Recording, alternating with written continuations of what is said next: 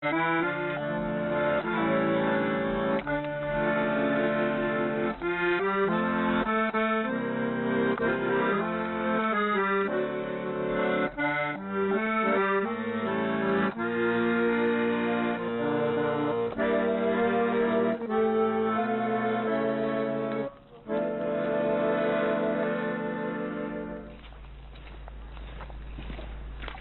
the early hours of a hot July dawn, a group of unusually dressed people carefully head onto the shore of one of the Dnieper's tributaries. They're clad in Soviet military uniform from the days of World War II. In the summer of 1941, on the Solovyova crossing near Smolensk, 100,000 people were killed while they were trying to escape the surrounding enemy. Eyewitnesses say that the river ran red with blood for several days. Now candles float down the river. Moscow's military history club, called the Division, has traveled here to honor the memory of fallen Russian soldiers. But this journey to Smolensk is just the beginning. Now they have 3,000 kilometers to cover across European roads to take part in the legendary War and Peace show in England.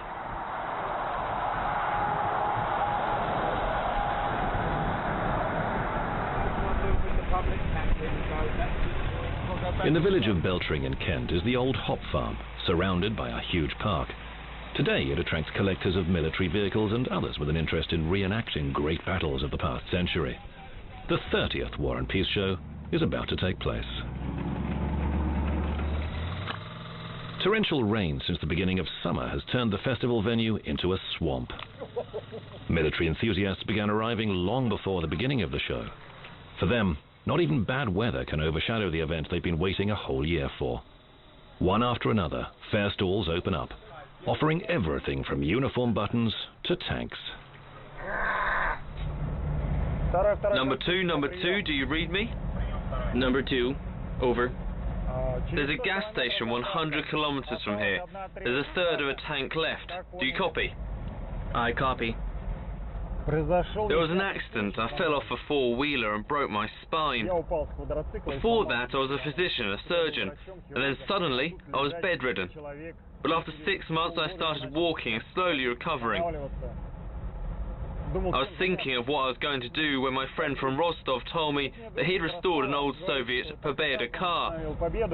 They also had a Gaz-69 Jeep, and it was me who restored it. I did it in a military style. Then I decided I needed a uniform to match. That's how it all started. On the next day, the rain passes by the campground in Beltring. Historical reenactors from a Soviet-Afghan War paratroopers club are keenly digging away the stubborn mud. In accordance with military protocol, the soldiers are preparing shelters in case of an enemy attack. The most amazing thing is that not one of these soldiers speak Russian. These people hail from Belgium, Britain, Sweden, France, and Holland. Well, we're digging a trench, or trying to dig a trench. We're doing it by hand, so we'll see how far we get. I'm not sure if we're gonna finish it. We're reenacting Soviet Union in Afghanistan because, well, because no one else was doing it, basically. It's nothing political. We're not for communism or something like that. It's just out of interest. It was quite secret and interesting to research. Also quite hard if you can't read Russian. The convoy left Moscow with 4 heavily loaded cars with trailers to cross 7 European countries. The schedule is tight and there's little time for rest. Last year we had a pretty interesting trip to the War History show. When I showed pictures taken with some SS officers to my friends, they asked me, how could I be friends with fascists? But there is no ideology in it whatsoever. There's no difference between those dressed as the Red Army or the Nazis. Uniforms only serve to unite people, and it's very nice when you pass a German camp in a Soviet uniform and the Germans stand up to greet you.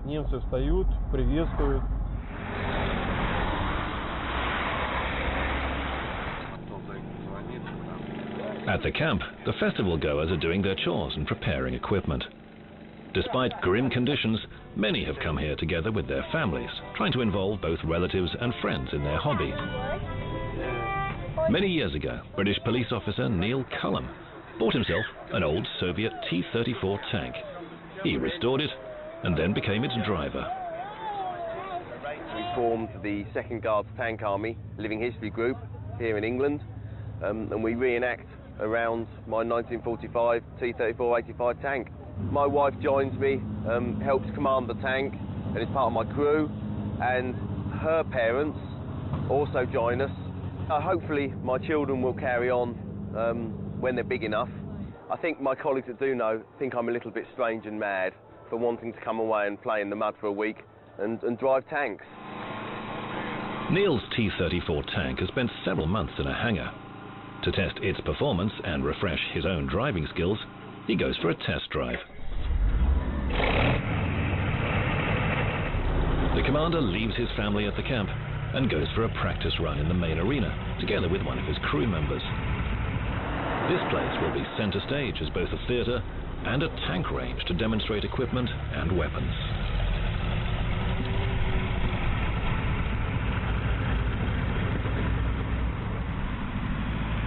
The busy timetable of the Russian reenactors' Euro trip leaves room for only a few stops in the most important places connected with the war. One of them is the Brest fortress on the Polish border. The German command planned to conquer it in the first hours of the war. However, the garrison demonstrated outstanding bravery and resilience. Having found themselves behind the advancing German troops, the defenders fought bitterly for nearly a month. Most of them met a hero's death. Their story became a legend.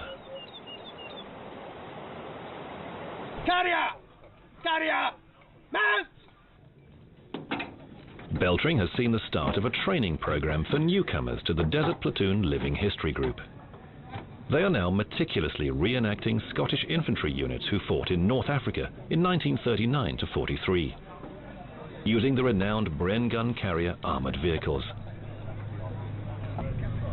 The club members put the biggest emphasis on the atmosphere in the camp and pay strict attention to the everyday life of a soldier from that time.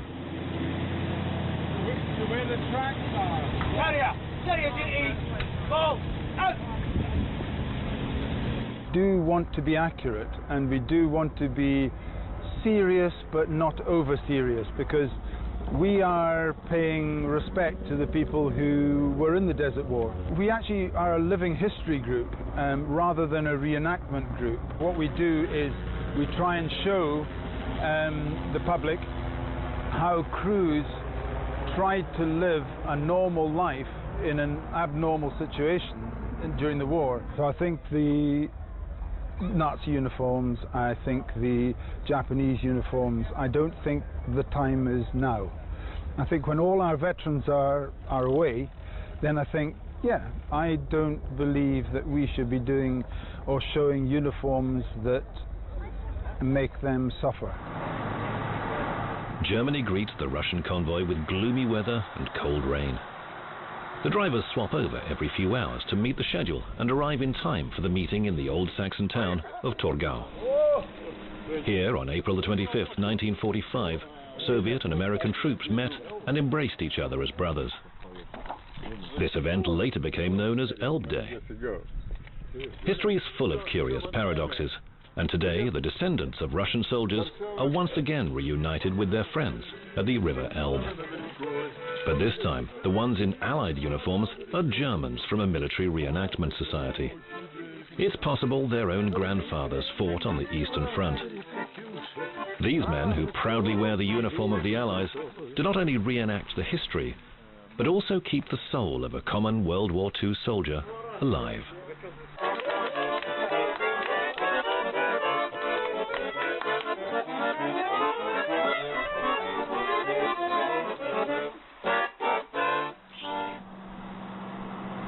The Russian club isn't coming to the War and Peace show empty-handed. Throughout the year, the division has been working on the restoration of 2 Soviet-era vehicles. In tow are an army motorcycle and their pride and joy, the famous Gaz AA. This truck was often used during wartime, and now they're showing it off to all of Europe. We want those vehicles to be alive. We want people to see them. That's how we can commemorate them and those who used to drive them. The Gaz AA is a copy of the Ford Model AA. We're taking this to Great Britain on purpose. There is no such car there.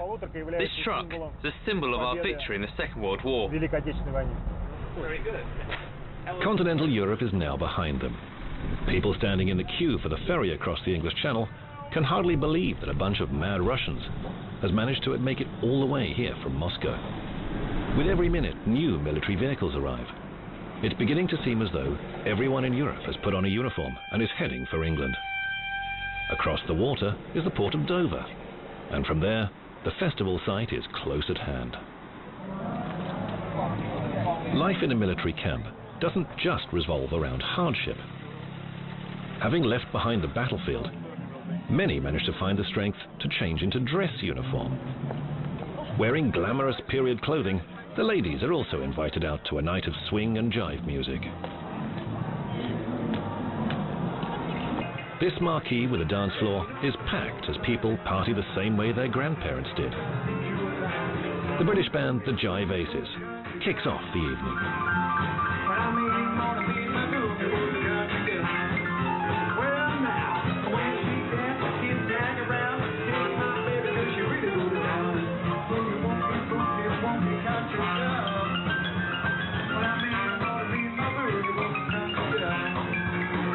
Yeah, I think the music that we play and the music of the 30s and 40s is coming back now because a lot of people find it new. The young people think it's new, the older people remember it, but I think also people are getting fed up of just electric pop music, and also somebody suggested that in the 30s jazz, swing and music came out of the Depression.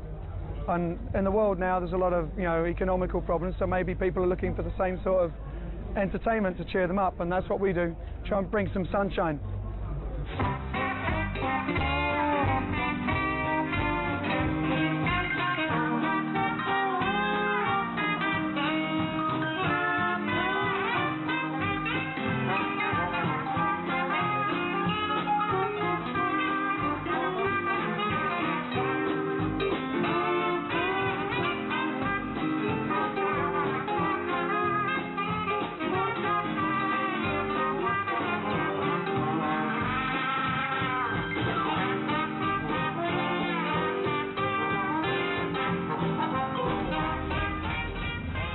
Finally, the Russian convoy drives into the camp.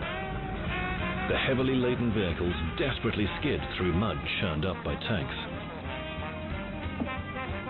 Members of the International Club of Soviet paratroopers in Afghanistan rush to help them. But even their combined efforts don't help. So Neil Cullen, the commander of the 2nd Army Tank, has to use his all-terrain vehicle as a last resort. With its help, they drive into the waterlogged field, where the travelers face another challenge. They're setting up army tents. It doesn't go so well at first. Their fathers and grandfathers were far more adept at this during the war, but the overwhelming desire for sleep gives them a boost. Before sunrise, the camp is finally set up, and all the members of the Russian reenactment group are fast asleep. Готово.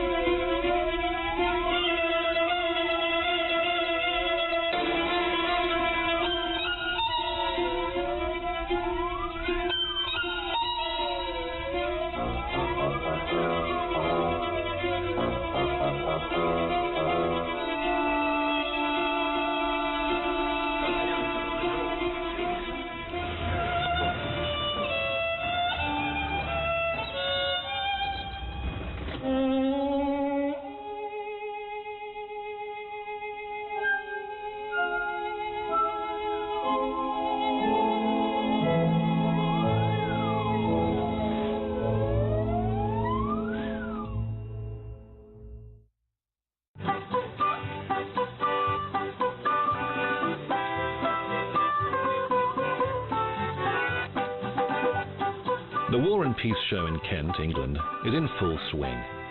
Russian military reenactors have even brought a balalaika and 2 accordions to entertain the troops.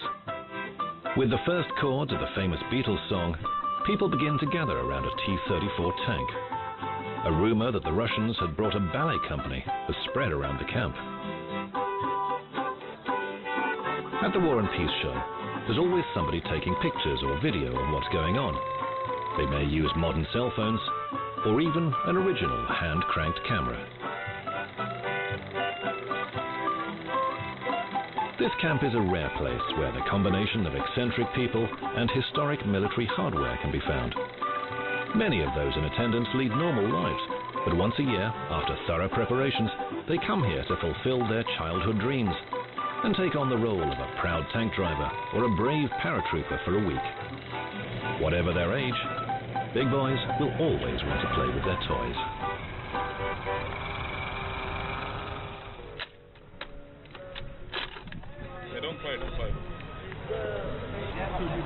Sergei Larionov from the division decides to pay a courtesy visit to his paratrooper neighbors. The retired colonel has not talked to young soldiers, especially recruits from Western Europe, for quite some time. The line is ready, sir. But some of the military formalities get a little lost in translation.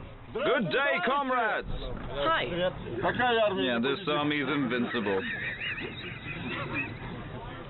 But when it comes to the reality of fighting with bayonets, everything becomes clear without words. No. 1, I did not reach you. 2, wide on the mark. Now I'm turning around. 3, I did it. Got it? You see, 1 attempt out of 3 is sure to be successful. I'm coming to you. 1, excellent. 2, turning around. 3, you will not get away from me. Too late. Thank you for your service.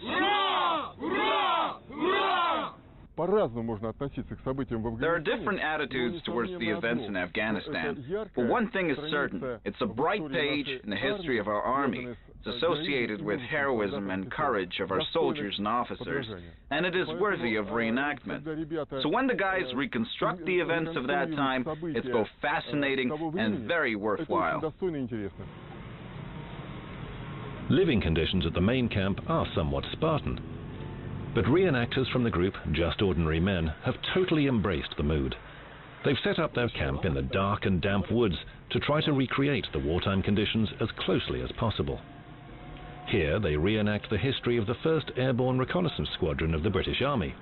They took part in the famous Allied airborne operation of September 1944, when more than 15,000 Allied soldiers were killed or taken prisoner.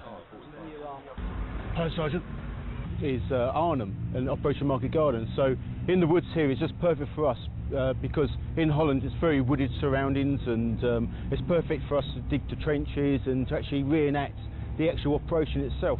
I think it's just great to go back in time. I'm a machine shop operator, and one of my other lads is a banker, and another guy he owns his own company.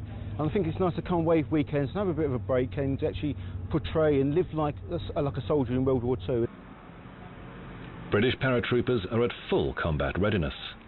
Very soon they'll head for the central arena to encounter the enemy, a motorized division of the Wehrmacht.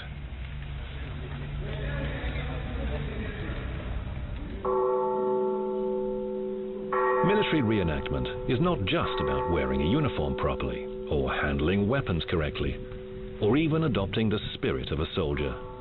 It is, above all, about honoring the memory of soldiers who never returned from war. At the invitation of their British colleagues, a multinational team of reenactors arrive at the All Wars Memorial at Holy Trinity Church in East Packham. They shall not grow old as we that are left grow old. Age shall not weary them, nor the years condemn. At the going down of the sun and in the morning, we will remember them. We will remember them.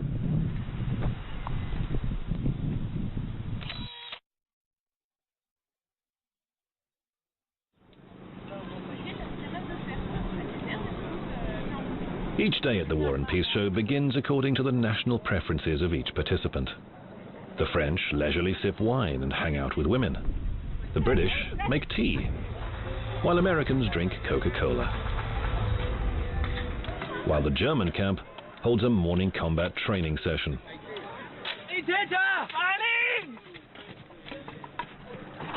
Soldiers practice the delivery of wounded soldiers to a field hospital and provide first aid to someone suffering from massive blood loss.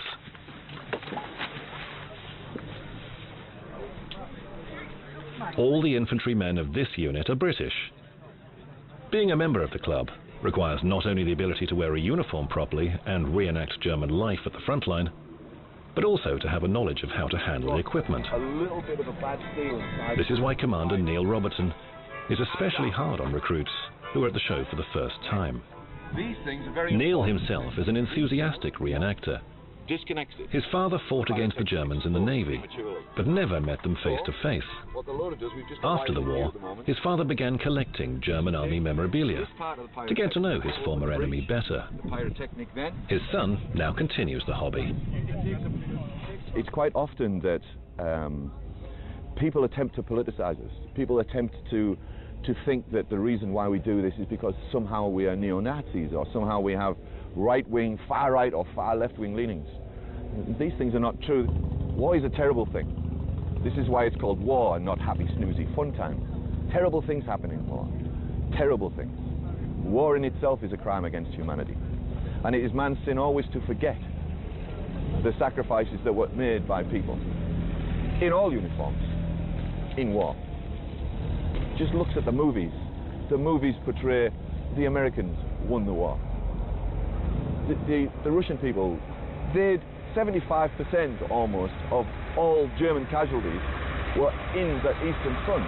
Maybe it's time people recognize that maybe 75% of the effort was committed by the Russian people and not the Americans.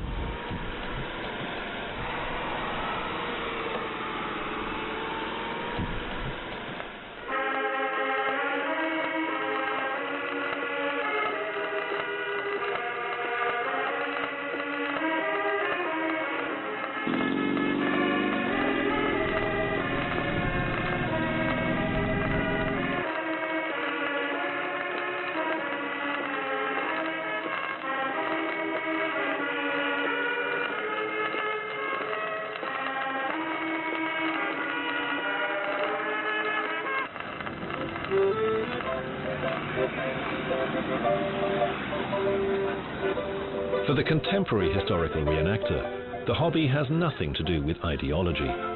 It blurs the boundaries between former enemies and allows people to better understand history and not to repeat the mistakes of the past. However, not everyone shares this opinion. To me, it's in the back of your mind, they're still the enemy. You know, we've got that feeling. You have a feeling, because I came through this lot here, and you don't want to approach them. It's the uniform.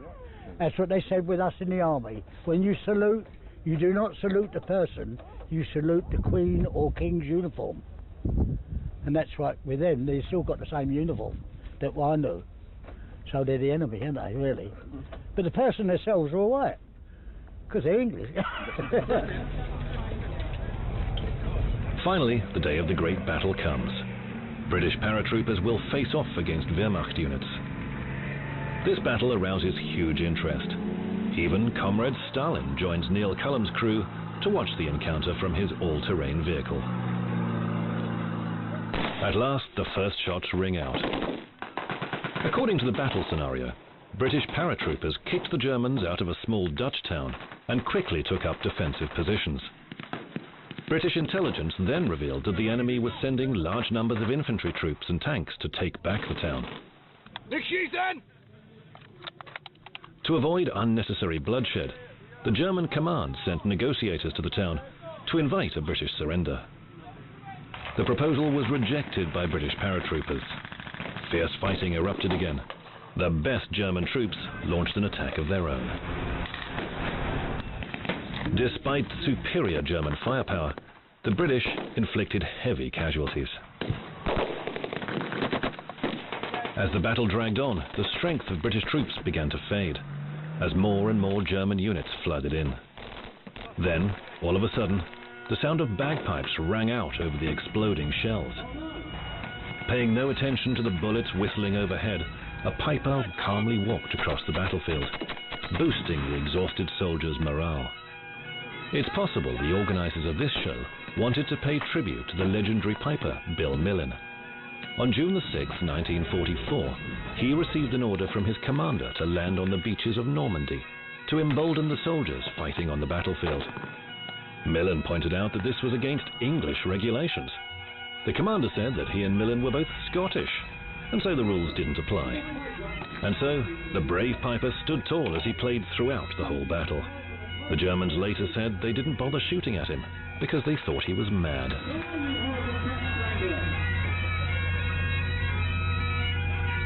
Almost 70 years on, Scottish bagpipes still retain their place as a weapon that can change the course of combat.